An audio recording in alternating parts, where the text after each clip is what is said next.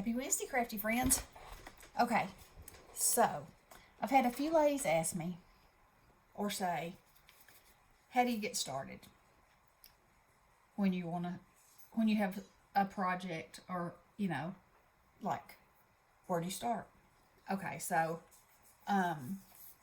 Cynthia, hey girl, she sent me an email this morning and she said, you know, that she just felt stuck. And so I said, okay, I'm about to start on my Adopt a Newbie with Leslie, and I'll show you what my thought process is. So we talked, and we decided that we would swap, and our theme would be Halloween. And she has never had a journal, or some sort of handmade book, and that's what she wanted from me. So, and her style of Halloween is traditional or vintage or a combination. And so, I have two paper collections. I have this one, and I have another, Trick or Treat by Stephen Duncan. And I decided that this one is more just traditional, and I can, kind of vintage it up.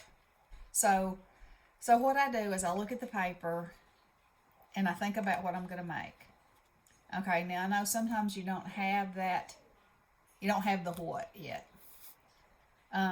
So for me, if I don't have the what, just looking through the paper, I can see what's in the collection and kind of get inspiration from there.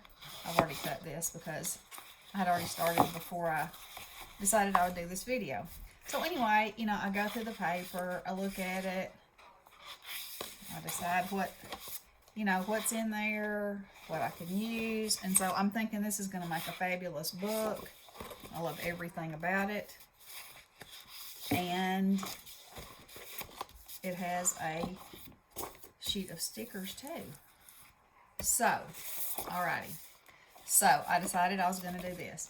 Now then, I'm going to make her a book. Now, whether it'll be an embellishment book or a journal book, we'll see. We'll see how it goes. So, I've got this piece of cardboard, because this is going to be the cover of my book. And I've cut it 11 by 5, and I've scored it at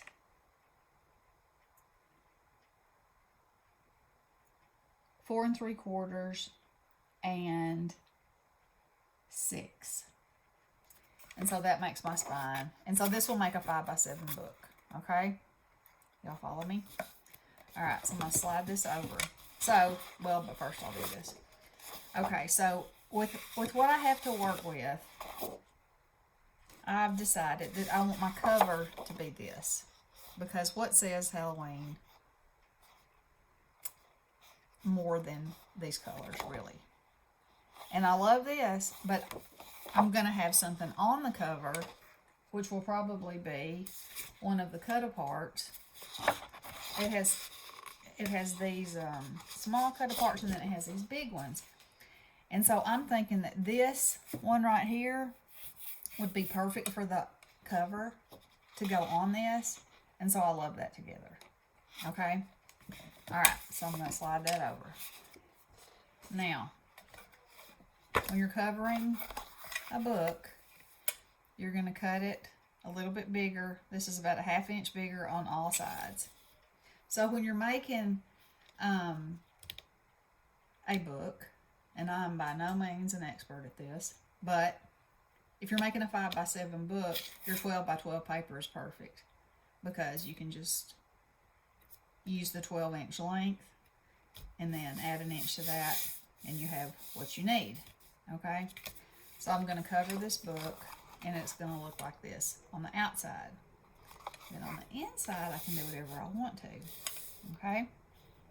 So, I am going to do that, and then I will come back and show you how that looks, and show you, I'll probably go ahead and put the pages in and do the inside cover so you can see that, and then we'll will go on, because I probably, for the pages,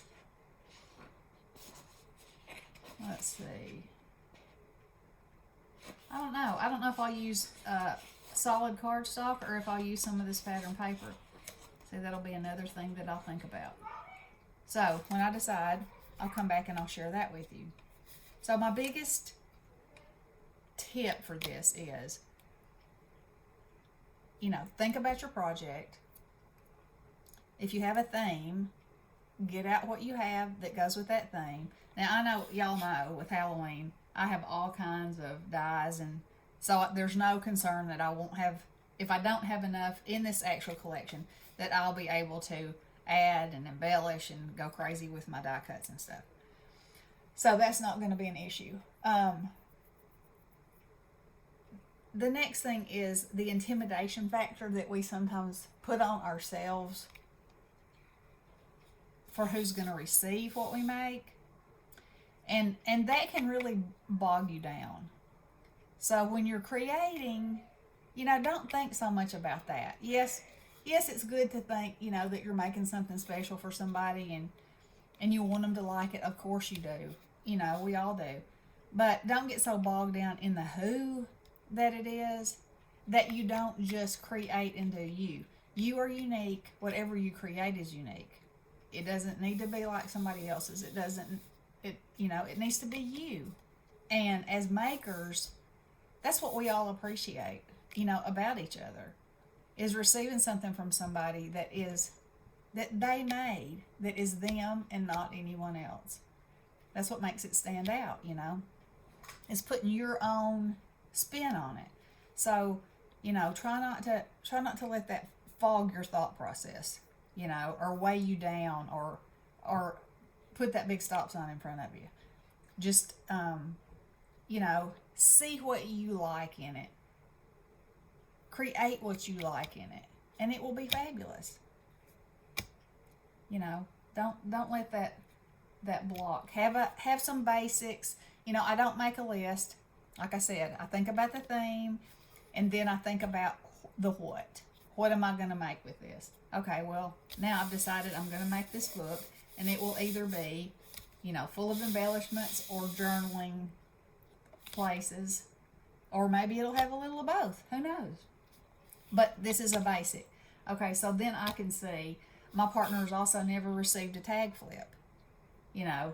There's all kinds of stuff in here I can do a tag flip with. She's never had a memory dex.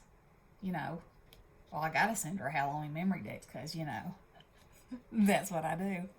And so now I'm getting really excited, and I see so many possibilities, and I have a collection to work with and to start, and I can just let the paper take me wherever.